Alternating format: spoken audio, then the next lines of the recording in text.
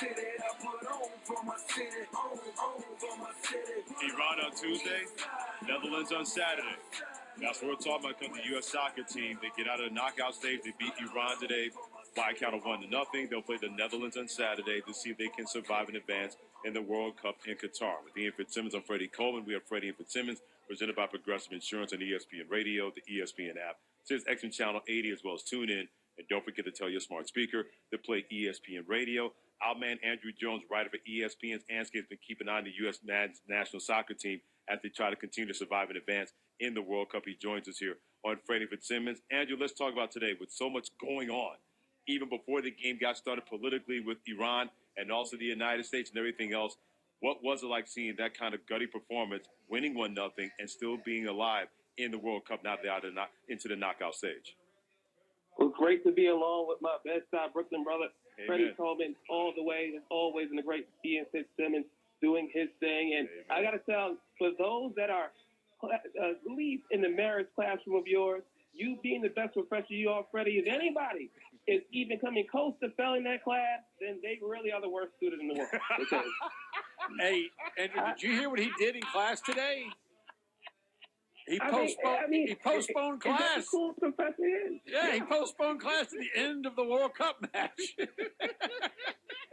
Never let school get in the way of an education, man. I love it.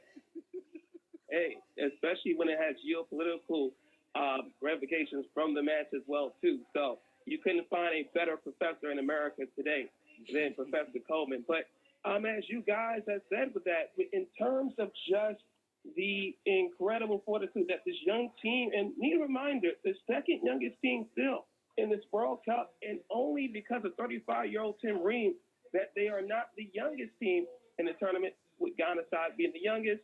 They were able to finish off the match against one of the veteran teams in the shoot operators that are Carlos Queiroz' team, Melly, and they displayed something that there were still questions with this side, is if their inexperience was going to affect them in the end in this group stages, and they were able to show that it did not, and have the fortitude that this side, who they truly do believe in their camp, although it may be far-fetched, but they believe they can win any match against any opponent in this tournament, and they want to go as far as possible, all the way to the end.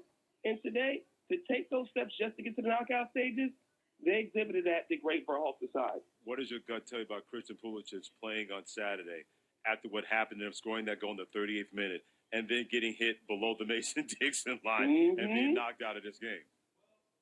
Well, he has the most famous pelvic contusion in the world at the moment. And that is a nice way to put that injury with a collision with Aurelio Brembavad, the Iranian goalkeeper, in the neck, sacrificing his body and almost having a full Willis Reed moment. I mean, they talk about giving Captain America to him, even though Captain America is Tyler Adams. But Christian Pulisic showed another Marvel character's great trace in Wolverine, because he was healing up, and he seen that he was going to try to continue in the second half, but clearly was in discomfort over that injury.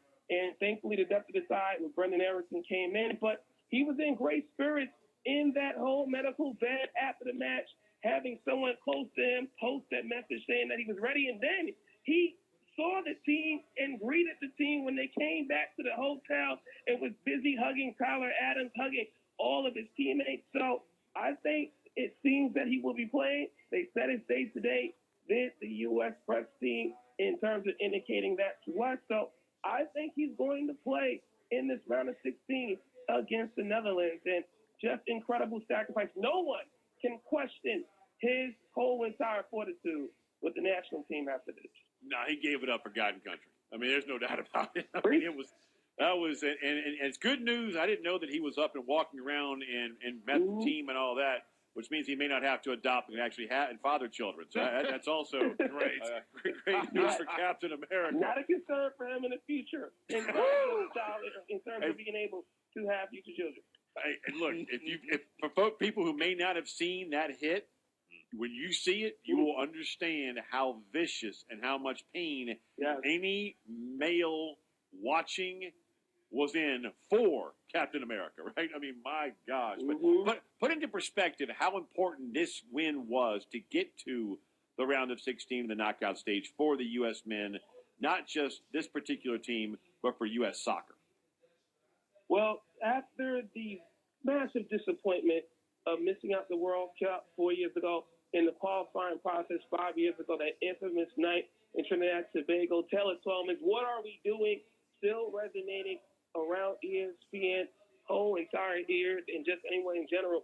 It was just important to still have the progress for, in my mind, the most talented U.S. team, although that 02 team was terrific with their own talent and deservedly got to quarterfinal place, and really, if VAR was around, would have possibly been in the semifinals and passed Germany in the 02 World Cup. But it's important for this young side, the most talented team that we've had, having our youngsters play at some of the top clubs in the world, with Pulisic at Chelsea, Weston McKennie at Juventus, Serginho Dest with both Barcelona, AC Milan, Tim Weah with his PSG time, and now at a respectable Liga club as well in Lille. You have a side so deep in terms of having U.S. talent that we've never seen before, and making that step over less talented sides in Wales and Iran, it just was mandatory to get that. Yes, very mandatory just to get here, but we needed to perform and see this from Greg Berhalter's side, and an elimination at the group stage would have been a disappointment. It just flat out would have been, not only for us watching, but especially for that team that truly believes in itself to not just make up the numbers and settle for a round of 16 appearance, but want to go really deep into the final week of the tournament. Outstanding stuff by Andrew Jones, writer for ESPN's Anscape, talking about the U.S. soccer team taking care of Iran and getting to the knockout stage as they take on Netherlands on Saturday. Joining Freddie, Coleman, and Ian Fitzsimmons on Freddie and Fitzsimmons on ESPN Radio. You mentioned U.S. coach Greg Berhalter. He said after winning today, and I quote, "The first half we showed what we could do soccer-wise. The second half we showed what we could do determination-wise," end quote. How much does it have to be determination that's going to allow them to beat the Netherlands team that is going to be heavily favored when Saturday rolls around? Well, all the determination will be needed in order to beat the Dutch. But I tell you this, FC, that this U.S. team really does have the talent to go toe-to-toe with a Netherlands side that are still rebuilding in their own right. Of course, they did not make 2018 as well and are not the side of the Arjen Robben van Persie team that finished third in 2014, and of course were the runner-ups in 2010. And they've been looking shaky, the Netherlands, in terms of topping Group A, but were not impressive when Senegal could have won that match in that 50-50 contest, let up the late goal to Ecuador, and were not convincing to get the win in match day 2. And even against the disappointing host, the worst host ever at a World Cup in Qatar, they had a lot of shaky passes in the midfield, not a lot of precision for Louis Van Gaal side. And this U.S. team showed against a team better than the Netherlands in terms of paper, England, that they could go toe-to-toe in the midfield and be slicker and be dangerous. So this is a dangerous game for the Netherlands because they are the favorites. But I think people having them as a solid favorite need to be wary because all the pressure is on the Dutch. They're not as touted as some people thought they would be coming into the tournament. And this U.S. side have the youth and the confidence and the vigor to be as dangerous of opponent to a favorite in the round of 16.